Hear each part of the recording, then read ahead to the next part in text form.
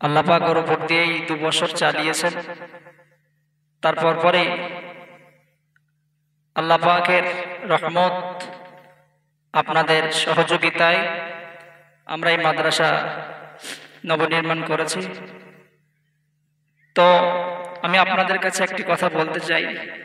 বড় স্বপ্ন নিয়ে মাদ্রাসা প্রতিষ্ঠিত করেছিলাম। গ্রামের মানুষের অক্লান্ত পরিশ্রম, সহযোগিতা, বাইরের হিতাকাঙ্ক্ষী দরদি, অনেক মানুষের অবদান এই মাদ্রাসার সাথে জড়িয়ে আছে। আমি খুবই বড় অসুস্থ, আমি 3বার ফেলো রেখেছি।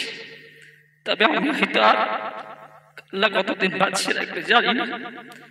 মাদ্রাসার প্রতিটি গ্রামের মানুষকে বলবো, মাদ্রাসাটা যেন কিয়ামত পর্যন্ত জারি থাকে, এটাই আমার চাওয়া পাওয়া। বহু কষ্ট করে করেছি এবং আমি এই মাদ্রাসা থেকে কোনো পয়সা নিই না। এখনো পর্যন্ত নদিয়া জেলায় জুমা পড়াই, তারাবি নামাজ পড়াই, খতম তারাবি, সেই পয়সা দিয়ে আমার চলে যায়। আর আমার ছেলেদেরকে আমি এমন ভাবে মানুষ করতে চাই, কোনোদিন এরা বেকির বাজারের মানুষ জানে না এখানে মাদ্রাসা আছে। কোনোদিন এরা প্যাকেট নিয়ে সবজি কালেকশন করতে যায়নি, কোনো মানুষের কাছে চাল পয়সা আনতে যায়নি। আমি নদিয়া থেকে সবজি বয়ে নিয়ে এসে এদেরকে আমি মানুষ করেছি, কোনো মানুষের কাছে হাত পাতাইনি, কেউ বলতে পারবে না। তাই আমি আপনাদের কাছে করজোড়ে নিবেদন করছি, আপনারা খেয়াল রাখবেন এবং যাদের মাদ্রাসাটা জারি থাকে, কিয়ামত পর্যন্ত আপনি সাদকায়ে জারিয়ার অধিকারী হবেন, আমি হব, এই আশা নিয়ে প্রতিষ্ঠিত করেছিলাম। আল্লাহ কবুল করেন এবং সকলের জন্য আমি দোয়া করি, আপনারাও আমার জন্য দোয়া করবেন।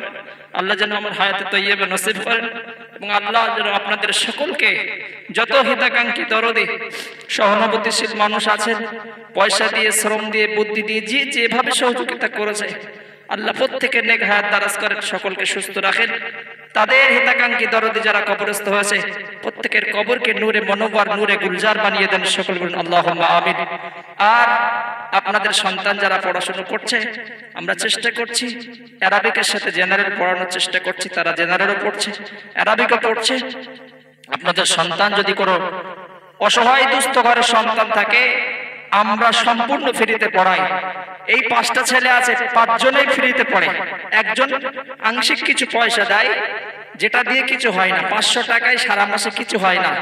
কিন্তু সব 25টা ছেলের ভিতরে 20 জন ফ্রিতে পড়ে, তাদের ফ্রি, সবাই ফ্রি। আল্লাহ চালাচ্ছে। আপনি বলবেন কিভাবে চলছে? আল্লাহ চালাচ্ছে।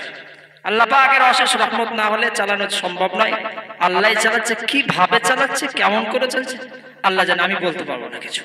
সেজন্য আপনাদের কাছে করজোড়ে নিবেদন করছি যে আপনারা শেষ দোয়া করে যাবেন এবং মাদ্রাসার দিকে খেয়াল রাখবেন, যেন কিয়ামত পর্যন্ত এই মাদ্রাসা আল্লাহ জারি রেখে দেন, সকল আল্লাহুম্মা আমিন।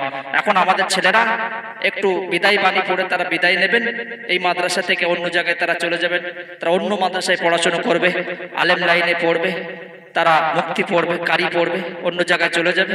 তাই এরা এখানে ছিলেন, কিভাবে ছিলেন, কেমন পরিবেশে ছিলেন, সেই বিদায় নিয়ে তারা আপনাদের কাছ থেকে দোয়া নিয়ে চলে যাবে। এখন একজন বিদায় বাণী বলছে, আমাদের হাফেজ মোহাম্মদ আলামিন মন্ডল বিদায় বাণী বলবে। তারপরে আমার হুজুর কেবলা, আমার সারে তাজ, আজকে জানার জন্য মানুষ আমাকে চিনেছে, নদিয়ার মানুষ, সেই হুজুর কেবলা বসে আছেন, তিনি আখিরি দোয়া মোনাজাত করবেন।